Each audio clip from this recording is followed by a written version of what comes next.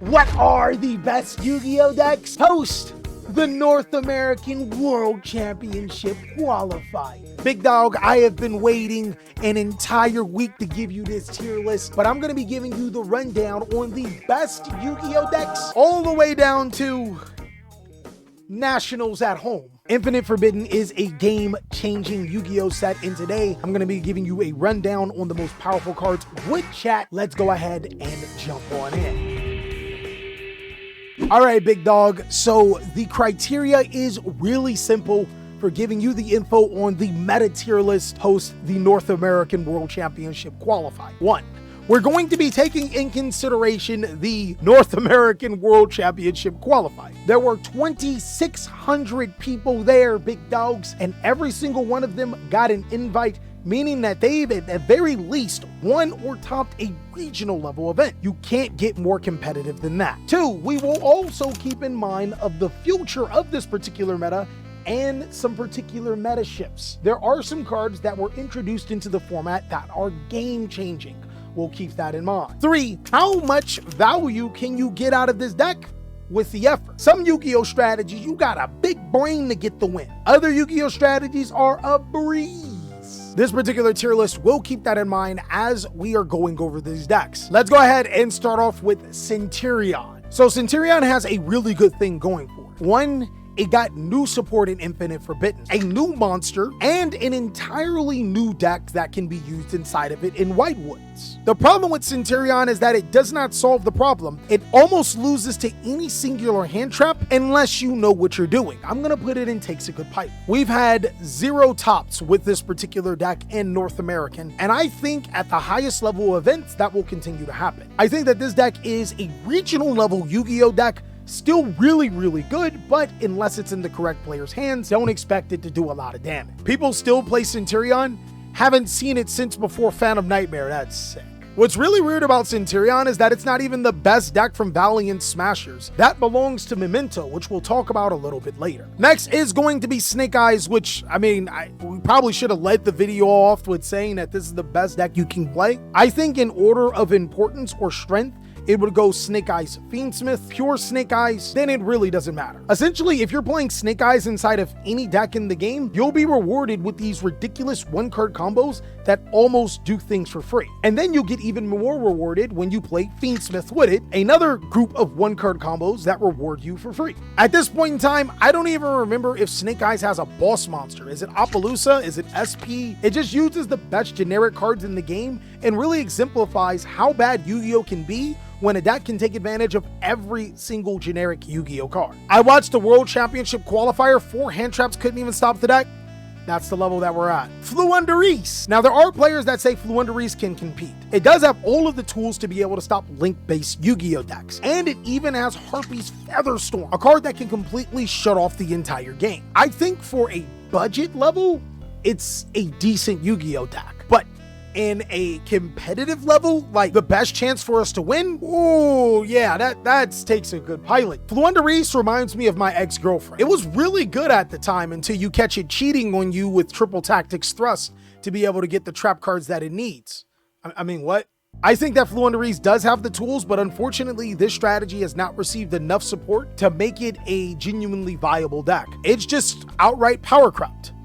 Like my girlfriend, hopefully. Now, Gimmick Puppets are incredibly weird. On my Rogue tier list, I said that once people focused on this deck, it becomes non-existent. But in the highest level of competitive settings, if everyone is focused on Snake Eyes, then Gimmick Puppet becomes a whole nother problem. This deck snuck into the top 32 simply because players were not playing the correct cards to stop it. And you can't afford to play those correct cards if Snake Eyes is the best deck. Overall though, I'm still gonna put it in can compete. I doubt that you'll be going to regular 2,600 man tournaments. So if players are more prepared for it, then the deck becomes a lot worse. It's one of those situations where you have to analyze the particular event that you're going to and say, hey, do they fear this deck? If they do, you're probably cooked. Side events on 3, guys, I promise you, that's how this deck could be. Voiceless Voice. In a particular format where cards like DD Crow and Bestials are being played to stop the best deck in Yu-Gi-Oh, I want to say you have a chance. A chance of winning Nationals at home. Think about it, big dog. Look, your mom is not gonna play Snake Eyes. Your dad is not gonna play Snake Eyes. Your brothers and sisters are not going to play Snake Eyes. The only thing you have to worry about is that one uncle, the guy that knows what he's doing, he may play Snake Eyes. In that case, no one citing Bestials, no one citing Crow. Voiceless Voice is one of the best decks. I'm telling you, that loaf of bread is all yours when you win the tournament. Ironically, probably still more valuable than the actual prize events at Nationals. So I got Bird onto Madolche. Why did I get her onto Madolche? To get her off Floowandereeze. I think Madolche is a better viable option because it can play cards like Herald of Orange Light to negate monster effects, and it also can play the Ishizu Shufflers to not only trigger your Madolches, but get rid of your opponent's graveyard. Madolche also did get some really good support that makes it pretty damn powerful. I would put it at best still takes a good pilot though. Madolche has an inherent problem that it can't play through 20 hand traps, which is really weird because in a Yu-Gi-Oh format where Konami knew that multiple hand traps were going to be a thing, the support for Madolche is nice, but it doesn't fix the problem that the deck has always had.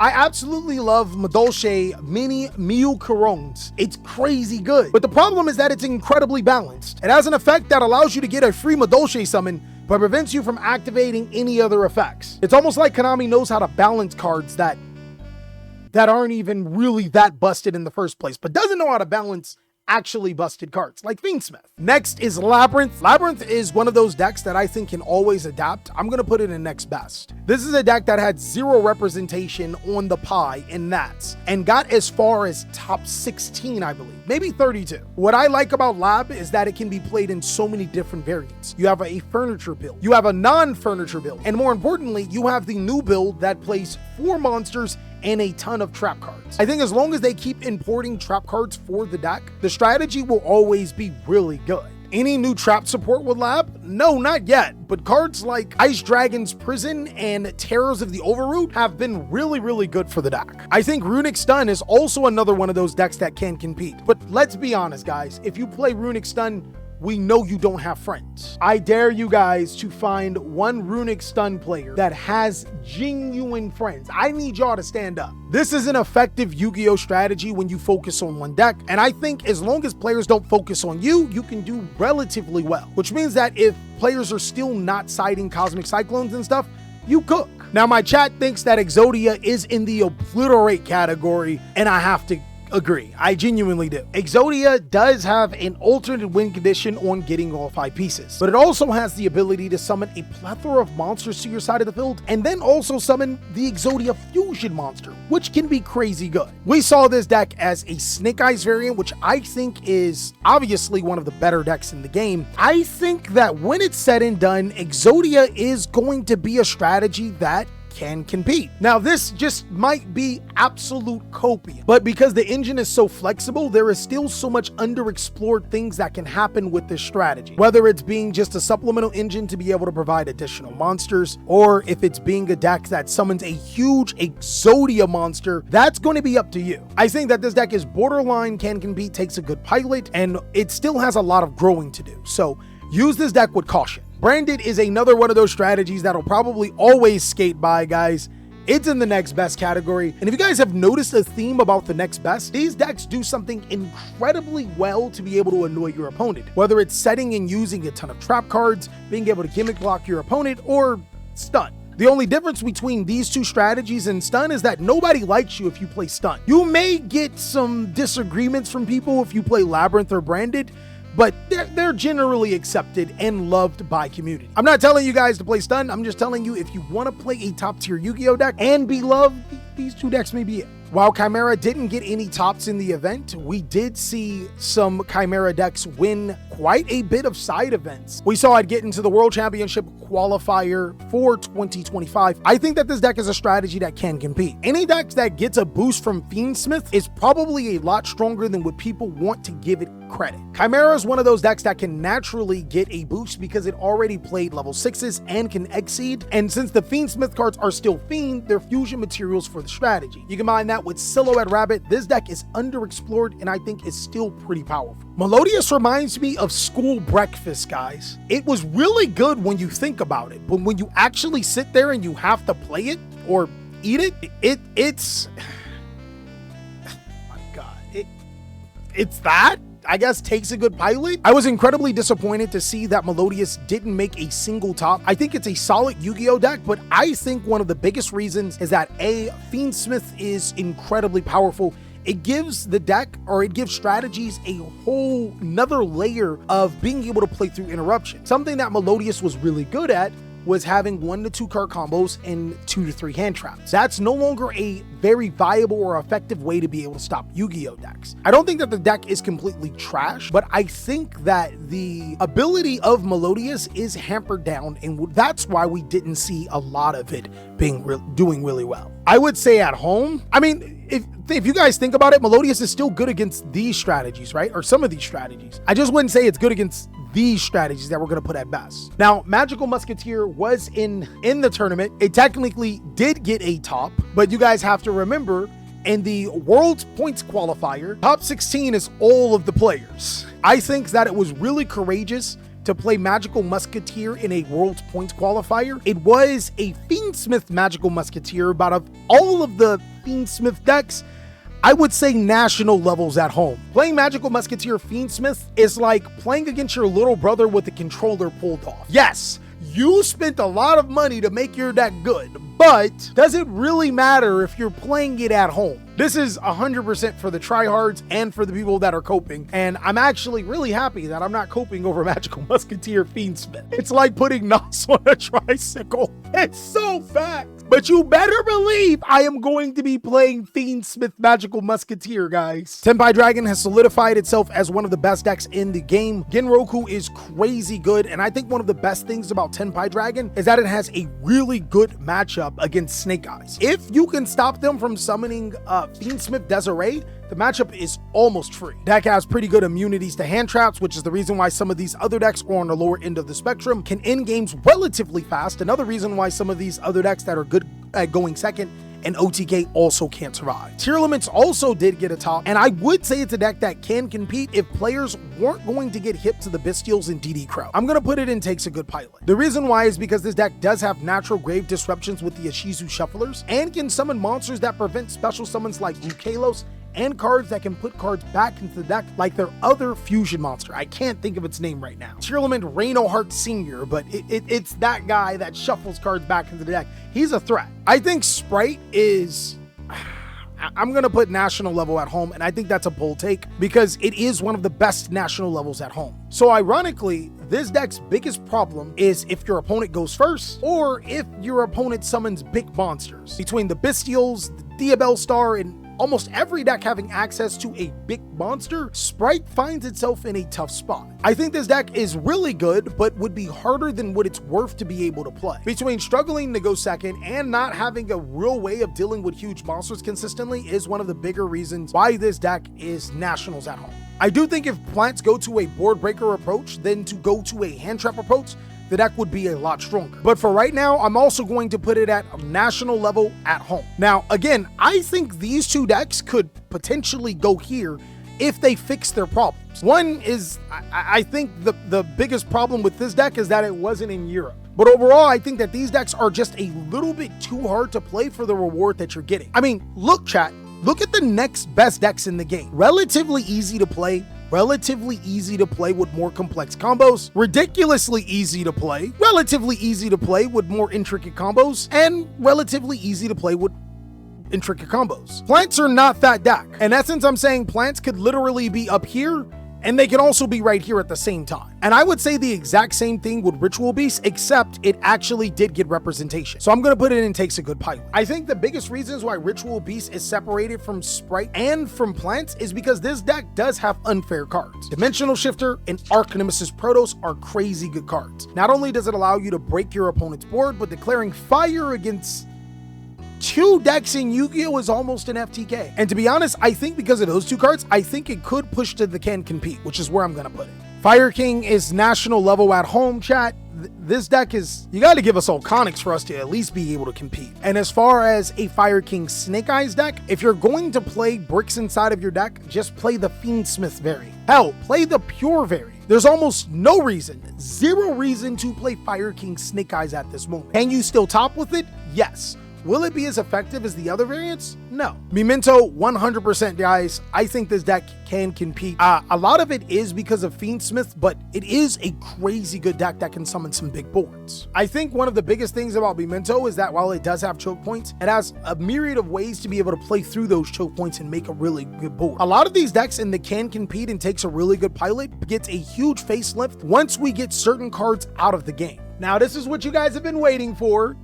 Ancient Gears. We've all seen Ancient Gears on the stream. Crazy. It even almost topped the event. Where would you guys put Ancient Gears? Takes a good pilot? Top of can compete? Oh no, chat. No. I think we're all suffering from something called recency bias. Yes, Ancient Gear did incredibly well with an incredible player. But there's a couple of things that we have to acknowledge. One, Ancient Gear did not top 64. I'm pretty sure if we go and look at the decks that almost top, there's going to be quite the few really good or interesting Yu-Gi-Oh decks that we will be like, holy crap, and get really excited. We have to keep that in check when it comes to competitive going forward. The next thing is that we have to realize that Ancient Gear has had all of the support all the way up until now, and it has one almost top. Chat, this is national level at home. I think you are killing the competition at home. Mom has no chance. Dad getting destroyed, even if he picks Snake Eyes. But in a genuine event, I think that this at best could be our version of Plant Link. If we get a dedicated fan base, this deck could be good enough to maybe top another big event, but I don't think that that's a possibility. You definitely flunked out of GX Academy. Ancient Gear is the new Sword Soul? Obviously, you guys disagree, so I want to know, why do you disagree with Ancient Gear still being national level at home? I genuinely loved how it was successful, but to be honest, I can't give it, I literally cannot do that because of recency bias. But that would throw every analytical piece of work that I've done on this tier list before making this tier list out of the window. Solomon Grade's biggest theme was to be able to use 2 hand traps to stop the opponent and then make a really good combo that prevents the opponent. Now we know that decks like Tenpai Dragon and Snake Eyes Fiend Smith can play through those combos. This is national levels at home, genuine. I'm sorry guys, I just gotta call it when I see it. Solomon Grade has been power crept yet again. And until hand traps become important into the game, then we're gonna have a really tough time going against these boards after we double hand trap our opponent and they still make a very similar full power board. I really don't think White Woods is any stronger. This deck also has a litany of problems, so I'm gonna put it at national level at home. And if I were to put the decks in order on what I think is strongest, I think, because this deck has potential to be up here, right? I think it would go, ooh, this is tough. Something like this. Yubel is going to round out our big 3 right now. It has proven itself to be one of the best decks in the game. This deck, if uninterrupted, makes a ridiculous combo that almost feels like an FTK. Drytron is 100% national level at home. With Bistio's being played, it's almost in the exact same situation as Voiceless Voice, except it's actually just slightly worse because Droll too, right? Vanquish Soul is 1000% nationals at home. The Vanquish Soul deck that we seen that topped was a Vanquish Soul Snake Eyes deck, which kind of just proves that Snake Eyes anything has an advantage over just playing Snake Eyes. I think Gold Sarcophagus is one of those decks that could be really tricky. Right now, I'm going to put it in national level at home, but look, guys, seriously, if I genuinely made a comparison, this would be right here. Let's just be real. I would put these 2 right here just simply because I think that they're better than these decks, but I wouldn't tell you to play them at the event. Not that I'm changing my mind. They're still nationals at home, but they're just simply better than these decks because they have a little bit more going for them. So I guess you could say that their takes a good pilot, but I would probably put them closer to an in-between level. And Mimighoul? Come on, guys. You guys already know Mimighoul's the best deck. I wasn't paid to say this. Top 4? Mimighoul. Easily, guys. If you guys aren't playing Mimighoul, then you're losing. You guys are genuinely coping. Come on now. Just check out some other videos, man. You're going to have more information.